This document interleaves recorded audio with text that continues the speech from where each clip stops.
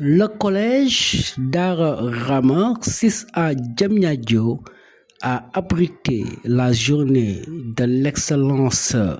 Cette cérémonie, présidée par le secrétaire général du ministère de l'Éducation nationale, accompagné du directeur de l'enseignement moyen secondaire et de l'inspectrice d'académie de Rufisque, Madame Penda Bawana, le parrain Mary Teuw Niane magnifie toute sa satisfaction et revenu largement sur son histoire d'enfance. Mary Teuw Niane. Monsieur le maire Sidje, monsieur le délégué adjoint au pèlerinage, madame l'inspectrice d'académie de Rufisque, madame la principale du collège franco-arabe Dara Rama, chers collègues professeurs, mesdames, messieurs les parents d'élèves, chers élèves, chers lauréates, honorables invités en vos rangs, titres et qualités, mesdames, messieurs. C'est avec un grand plaisir que je me retrouve ici, dans l'amphithéâtre de l'IRSF, avec vous, pour célébrer les élèves ayant obtenu les meilleurs résultats. Je salue l'éminent professeur Souleymane Mboup, co-découvreur de virus VIH1 dans le centre de recherche de qui nous sommes aujourd'hui. Je salue mes frères et amis, les éminents professeurs de mathématiques, le professeur Mounou Sangaré et le professeur Hamidou Dat. Chers lauréats, je vous exprime mes chaleureuses félicitations et je prie Dieu qu'il guide vos pas dans la voie de la réussite et du succès. Je salue les autorités, notamment Madame la secrétaire générale du ministère de l'Éducation nationale, les directeurs centraux et toutes les personnalités autour d'elle, ainsi que les parents d'élèves. Je remercie Madame Aminata Fofana, la principale du collège franco-arabe Dara Rama, le corps professoral, ainsi que les élèves pour le choix que vous avez porté sur ma modeste personne. Mesdames, Messieurs, chers élèves, orphelin précoce, j'ai combiné école élémentaire, collège et Dara. École élémentaire, collège, lycée et arrosage tôt le matin du jardin de ma mère. Bien qu'issu d'une famille aux moyens assez limités, il ne m'était jamais venu à l'esprit de me permettre des moments d'oisiveté, d'égarement par rapport aux études. J'ai toujours pensé que faire partie des meilleurs élèves de ma classe était une preuve de noblesse et de dignité. Cela participait à rendre fiers mes parents et à les honorer. Les études étaient pour moi une source de motivation, de dépassement de mes capacités intellectuelles, un cadre de compétition et d'émulation. J'ai toujours voulu être, durant mes études, premier, ou à défaut, parmi les premiers. C'est ainsi qu'en classe de CM1, je fus le premier de mon village, Dakar Bango, à réussir à l'entrée en 6e. Plus tard, j'obtins le baccalauréat série C, actuelle série S1, avec la mention bien, ce qui m'a permis d'obtenir une bourse d'excellence pour aller suivre les classes préparatoires aux grandes écoles en France. Nous arrivâmes avec 15 jours de retard en France, au lycée Potier d'Orléans, pour y suivre les cours en classe de mathématiques supérieures. Après 15 jours de cours, arriva le premier devoir écrit de mathématiques. Ce devoir était réputé le plus dur de l'année, car il devait convaincre les élèves qui n'avaient pas le niveau ou qui rechignaient à travailler dur a abandonné pour rejoindre l'université où les cours étaient moins difficiles et moins intensifs. Le professeur de mathématiques proposa aux élèves sénégalais retardataires que nous étions de ne pas faire le devoir, ou bien de le faire et de ne pas prendre en compte la note si elle était mauvaise. En bon Kaou, nous nous concertâmes et nous dîmes avec beaucoup de fierté au professeur que nous allions composer comme les autres élèves de la classe. Nous nous disions à notre fort intérieur, nous ne voulons pas de privilèges, encore moins de faveurs. Lorsque le professeur nous rendit les notes, à la surprise générale de mes camarades français, j'eus 17,50, la première note de la classe. Si mon souvenir est exact, seuls 5 élèves eurent la moyenne. Un Sénégalais, 2 Français et 2 Marocains. Mesdames, Messieurs, chers élèves, je ne sais pas comment je suis tombé amoureux des mathématiques. Est-ce que c'est la femme de ménage de la maison de mon oncle qui m'a donné des opérations difficiles à faire, qui m'a insufflé cette envie insatiable de faire des mathématiques jusqu'à avoir comme passe-temps préféré la résolution de problèmes mathématiques dont certains étaient élaborés par moi-même? Est-ce mes institutrices de l'école élémentaire de Dakar-Pango qui nous donnaient régulièrement des problèmes de mathématiques à résoudre à la maison? Je ne sais pas. Je pense qu'au collège, la fréquentation de la bibliothèque très fournie du Centre culturel français de Saint-Louis a renforcé ma curiosité, mon envie de savoir, de comprendre et de découvrir. En effet, j'adorais la lecture. Je lisais toutes sortes et genres de livres. Les recueils de poésie, les récits, les romans, les livres d'histoire, de géographie, d'astronomie, de physique atomique, de biologie, de mathématiques, de philosophie, etc. Adolescent, les livres de vulgarisation scientifique et technique aiguisaient mes envies de maîtriser toutes ces connaissances et renforçaient ma volonté de devenir un constructeur d'avions, de sous-marins, de fusées, de véhicules spatiaux, de centrales électriques nucléaires, de robots, etc.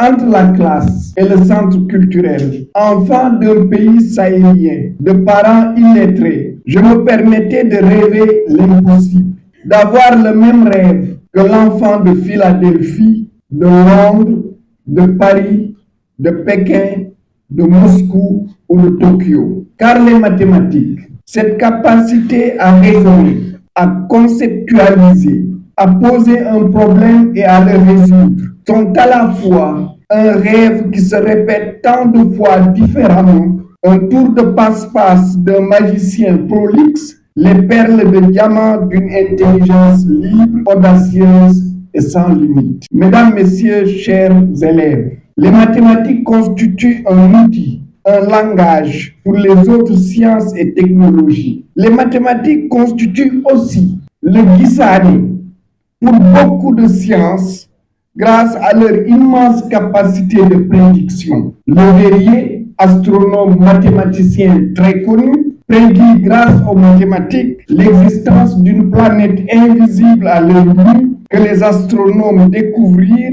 et à qui ils donnèrent le nom de Neptune. C'est d'abord par les mathématiques que les physiciens découvrirent le proton, comme beaucoup d'autres particules élémentaires comme le boson de Higgs tout récemment. C'est la conjonction des mathématiques et de l'électronique qui donna naissance à l'informatique, qui a révolutionné la seconde moitié du siècle dernier. Ce sont toujours les mathématiques conjuguées à l'informatique qui ont produit ces sciences et technologies qui sont en train de changer le monde.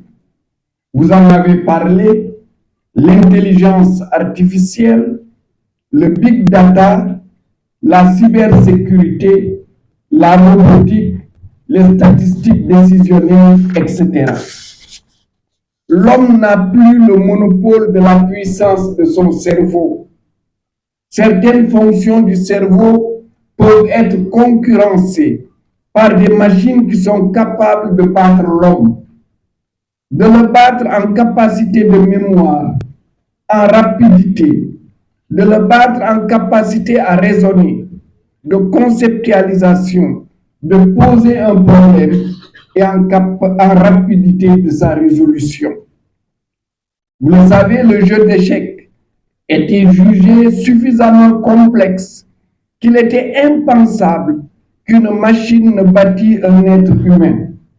Pourtant, c'est ce qui arriva en 1997, lorsque l'ordinateur Deep Blue battit Garry Kasparov, champion du monde d'échecs. Aujourd'hui, les dernières versions de ChatGPT sont capables de passer les tests pour être médecin, avocat, journaliste, professeur de langue, etc. De plus en plus de métiers sont accessibles aux robots qui travaillent plus vite, avec plus de précision, sans aucune duperie, sans fatigue, sans exigence salariale ou sociale. Bientôt, des machines humanoïdes, amusantes, toujours pleines de gaieté, apprendront les mathématiques, les sciences, les technologies aux élèves qui pourront se voir expliquer un cours autant de fois qu'ils le souhaitent. Même la guerre a changé. L'intelligence artificielle est partout pour aider les missiles à éviter les systèmes de défense ennemis, les drones de plus en plus autonomes à atteindre leurs cibles, les chars de combat à déjouer les missiles anti-chars qui les menacent, les avions de combat à être plus efficaces face aux avions ennemis. Le monde avance brutalement vers un monde nouveau où le numérique, notamment l'intelligence artificielle, joue un rôle déterminant. C'est pourquoi il devient urgent, et je suis heureux de voir ici dans ce collège qu'on initie les jeunes à ces disciplines. Je disais, il devient urgent d'introduire au collège et au lycée l'algorithmique, la programmation en Python, l'intelligence artificielle, la robotique et l'impression 3D. Cela donnera à nos élèves les prédispositions pour mieux s'insérer dans l'apprentissage et la maîtrise de ces sciences et technologies émergentes qui dessinent les nouveaux contours du monde et façonnent notre nouvelle manière de penser et d'agir. Chers élèves, nous devons être les acteurs de ce nouveau monde qui se construit sans notre permission. Vous êtes capables d'être comme ces compatriotes que le monde reconnaît pour leur connaissance et leur savoir-faire. Je veux citer feu Dr Rose Dieng-Kounz, directrice de recherche à l'Institut national de recherche en informatique et automatique, INRIA, informaticienne, spécialiste de l'intelligence artificielle, ancienne lauréate du concours général, première femme africaine admise à l'École polytechnique de Paris, malheureusement décédée le 30 juin 2008. Docteur Adji Bousso Dieng, informaticienne, statisticienne, travaillant en intelligence artificielle, première femme noire enseignante au département informatique de la célèbre université Princeton aux États-Unis. Professeur Aïssa Wade, mathématicienne, géomètre, professeure à l'université Pennsylvania aux États-Unis, ancienne directrice de African Institute of Mathematical Science, EMS à Mour, et ancienne enseignante au département mathématiques et informatique de l'Université Cheikh Anta Diop de Dakar, Madame Awa Chongan, statisticienne, première directrice de l'Institut national de statistique du Sénégal, professeur Salimata Diagne Gueye, ma sœur, spécialiste de recherche opérationnelle et optimisation, première femme professeure titulaire de mathématiques au département mathématiques et informatique de l'Université Cheikh Anta Diop de Dakar. J'aurais pu citer beaucoup plus d'autres femmes scientifiques sénégalaises de niveau international qui travaillent au Sénégal et à l'étranger. Chers élèves, ces modèles de femmes scientifiques montrent que Darel Djomboulène, vous ne devez vous fixer aucune limite dans la conquête des connaissances et des compétences, dans le rayonnement de notre pays et de l'Afrique, à travers les positions que vous occuperez et les résultats de vos découvertes et innovations à venir. Chers élèves, vous êtes jeunes, donc l'avenir vous appartient. Je suis sûr qu'à l'image du lycée d'excellence Mariam Abba de Gorée et du lycée scientifique d'excellence de Diourbel, vous allez bientôt vous faire une place de choix au concours général. Je vous souhaite succès et réussite. Chers élèves, pour terminer mon allocution, méditons ensemble sur le rôle de nos mamans, votre futur rôle, qui constitue le socle sur lequel repose notre pays. Je partage avec vous mon poème Ma mère que j'avais dédié à ma maman lorsqu'elle était vivante. Faites tout votre possible pour mériter d'être leur héritière. Soyez femme, scientifique, professeur, docteur, ingénieur, technicienne, mère et pilier de la pérennité de notre vivre ensemble.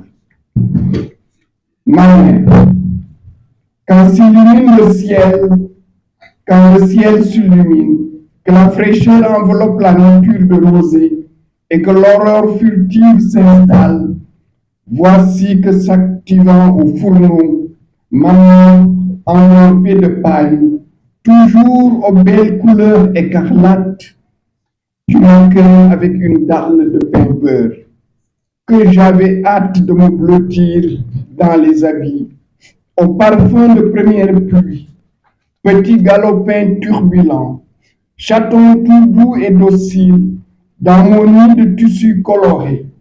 Maman, mère des orphelins, mère des déshérités, perdue dans la rue, comme Gaïa pour tous les enfants de Dieu.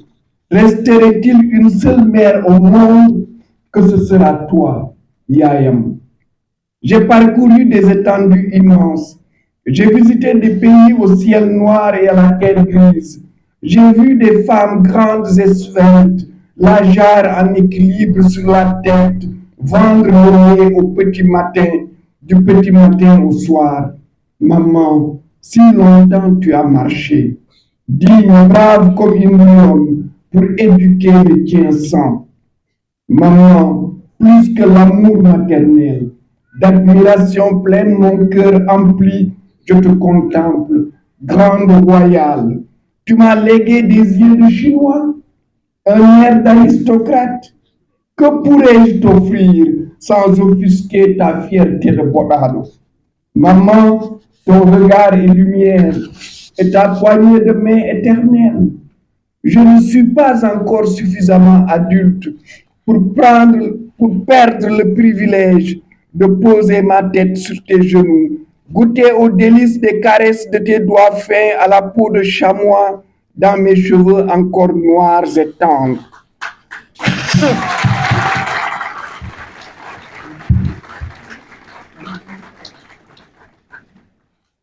J'ai senti, entendu ce tien regard indicible, m'envahir, m'ordonner à rester debout et droit comme lui.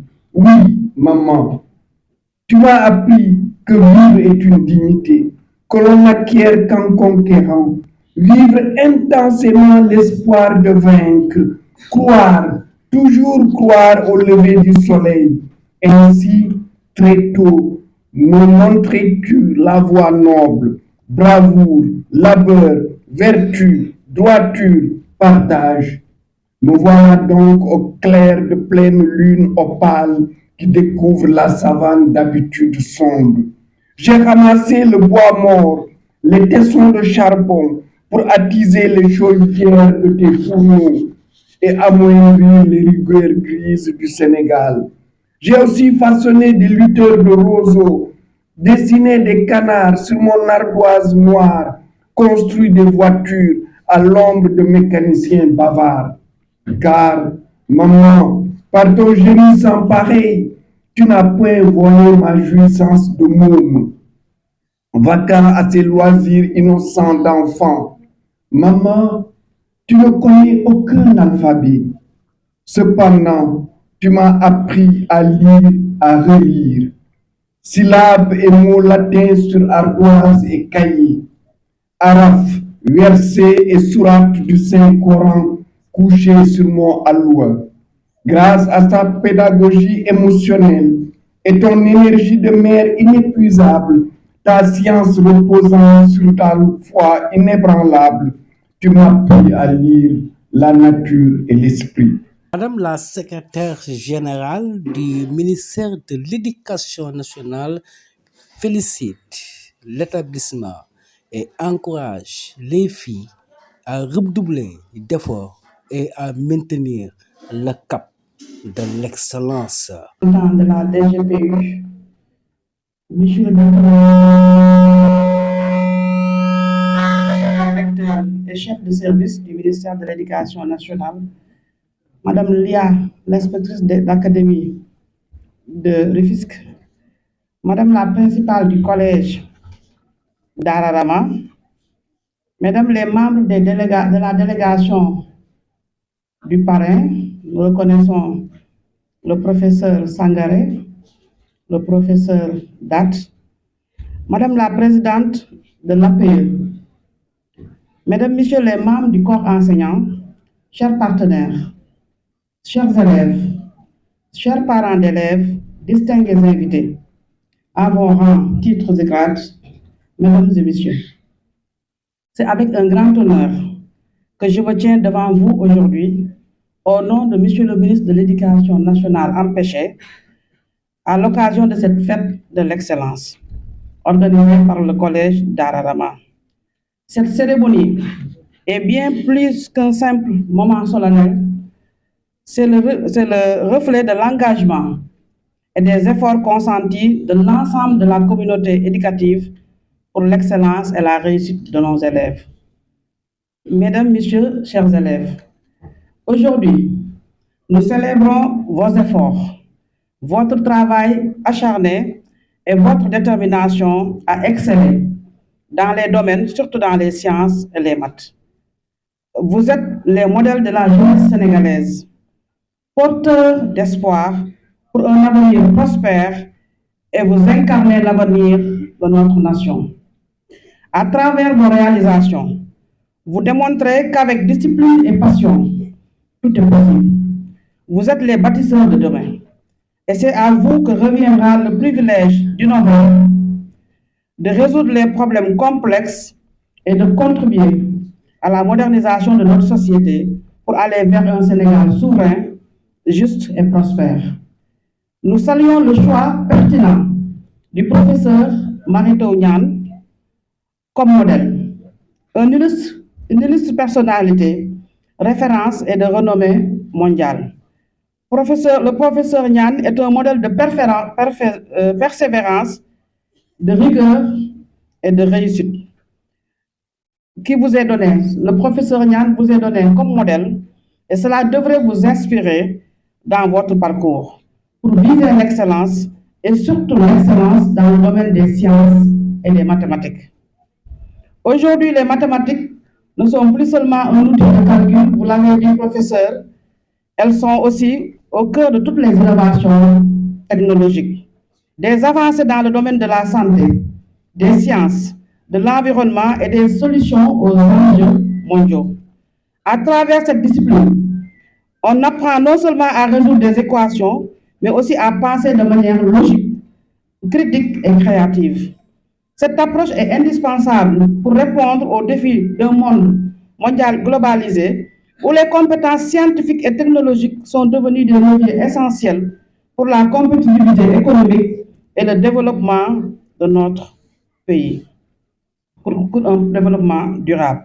Mesdames, Messieurs, l'engagement de l'État du Sénégal dans l'amélioration de la qualité de l'éducation se traduit par des initiatives concrètes telles que la mise en place d'établissements comme le collège d'Ararama, c'est des établissements d'excellence, le lycée scientifique d'excellence de Djurbel, et plus récemment, vous avez suivi l'actualité, les LINAC, les lycées Nations Armées, celui de Seyou et celui de Kafrine, sans oublier le lycée d'excellence Maria Moba.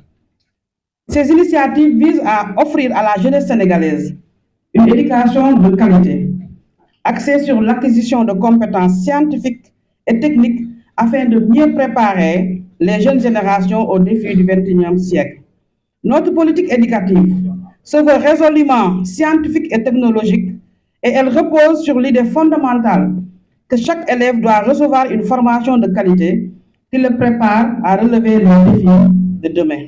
C'est dans ce cadre que nous mettons en œuvre des réformes pour renforcer la place des sciences et des maths dans nos programmes, améliorer la formation des enseignants à garantir l'accès aux infrastructures modernes et aux ressources pédagogiques de qualité.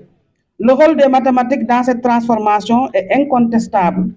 Les mathématiques ne se limitent pas seulement à un enseignement académique, elles sont aussi un véritable vecteur de développement. Elles ouvrent la voie à des carrières prestigieuses dans les secteurs les plus dynamiques de notre économie et elles offrent à nos jeunes un large éventail de possibilités professionnelles. Mesdames et messieurs, je tiens à féliciter tous les élèves qui sont récompensés aujourd'hui et à reconnaître et saluer les performances obtenues.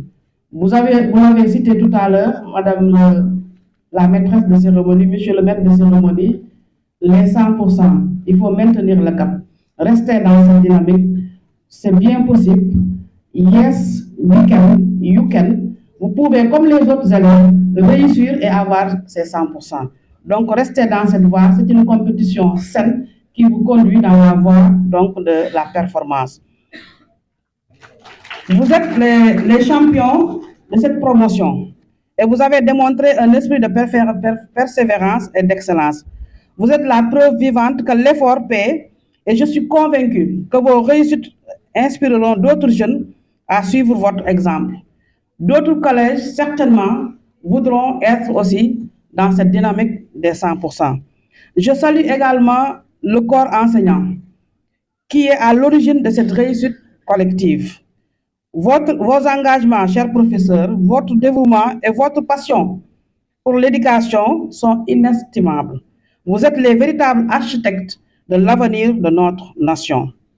Chers élèves, chers parents, chers partenaires, soyez fiers de ce que vous avez accompli, mais n'oubliez jamais que ce n'est que le début, le chemin de la réussite est long. Semé d'embûches, mais avec de la discipline, de la rigueur et une volonté inébranlable, vous serez en mesure de réaliser de grandes choses. Je vous souhaite à toutes et à tous un avenir brillant, rempli de découvertes, d'innovations et pour leur appui au quotidien, pour l'accompagnement au fonctionnement de ce collège.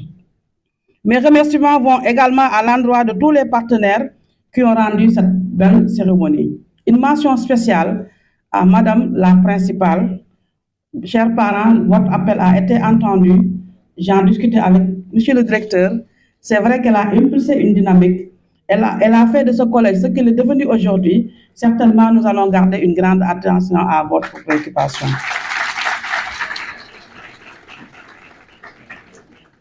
Chers parrains, notre modèle, le ministre de l'Éducation nationale, vous félicite et vous manifeste toute sa reconnaissance au nom de toute la communauté éducative du Sénégal. Je vous remercie de votre attention et vous souhaite une أين أنا؟ أمي ليلى أمي ليلى الله أمي سيدي ليلى لا تتركيني في هذه الدنيا وحيدة استيقظي ليلى من الذي فعل بعد هذا yéen seetaan bi wala da ngeen a bokk si ñi yàlla di naan baada a'uudu billahi mina shaytaani rajiim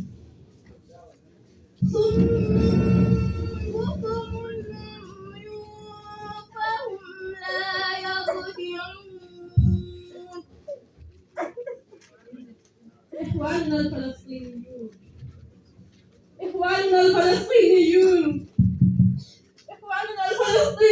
يواجهون هذه الحروب الشديدة والعديدة في حين نشهد نرى ونسمع ولا نقوم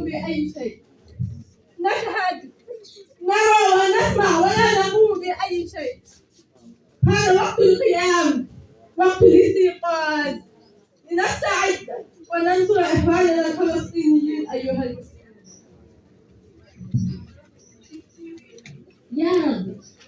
يا رب ادفع كل ما أوقدوا نارا بحرب بماء السلام لشعب فلسطين. tey yàlla suñu borom fayal bépp taal bu ñuy tàkk Palestine ba askanu Palestine dellu ca seen sañal Quds bu tey.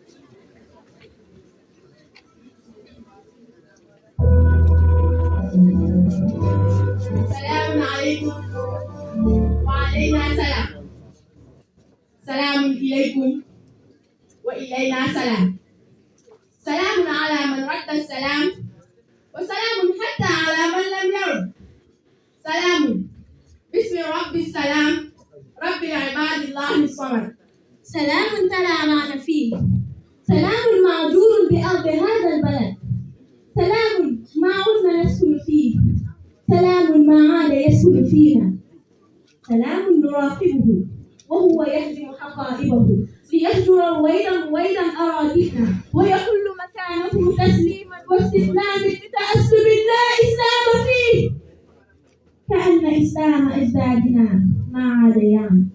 أتدرون لما يهاجر منا السلام؟ أتدرون لما يعم فينا الضلال؟ ببساطة لأننا مجتمع يخاف. نعم، نحن مجتمع يخاف الاختلاف. كلماتي لن تعجب بعضكم أو جلكم أو كلكم أعرف، لكني سأقولها لأني رافض أن أكون من الخلاف. نحن مجتمع يرفض الاعتراف أنه مجتمع يعيش التخلف. نحن مجتمع يصيح بكل صفاحة ويدعي أنه حامل لفكر مختلف. نحن مجتمع يهوى تعالي بالفرح ويدعي أنه مجتمع مثقف. يا ويل ما هذا الخرف! فقبول الاختلاف عندنا ليس إلا ملف. اختلاف اللون يؤذينا، اختلاف الشكل يؤذينا، اختلاف الفكر يؤذينا، حتى اختلاف الجنس يؤذينا. لذا نحاول اختيار كل اختلاف فينا. تحولنا لبعضنا ثم الضعاف. نحن مجتمع أحمق من الحمق. نعم، نحن مجتمع أحمق من الحمق. نتنازع على التفاهات والكراهات والخرافات ونرفض دوما أن نغوص في العمق. ولا أبرئ أحدا، لا مدنيين ولا ساسة، لا من يستكين ببلادة الصمت، ولا من يدعي فينا قداسة، ولا من يتبع غابة كالأعمى. دعونا اليوم نجرب أن نغوص فينا في أعماقنا. دعونا نجرب أن نعانق أرواحنا. دعونا نجرب أن نعانق في أرواح اختلافاتنا. ها أنا أمامكم بنوي بشعر بأقوالي بأفكاري أنا لا أخاف. أنا لا أخافكم. أنا لا أخاف اختلافكم عني لأنني منكم ولأنكم مني. دعونا نخوض فن. دعونا نعوف في الحب. ينوثي ثقافة بلا ثقافة، يكون الرقي فينا هو أسمى خلافة. دعونا نضرب الأعراف والأجناس والأطياف والأفكار والألوان والأديان ولا نرى سوى الإنسان. شكرا.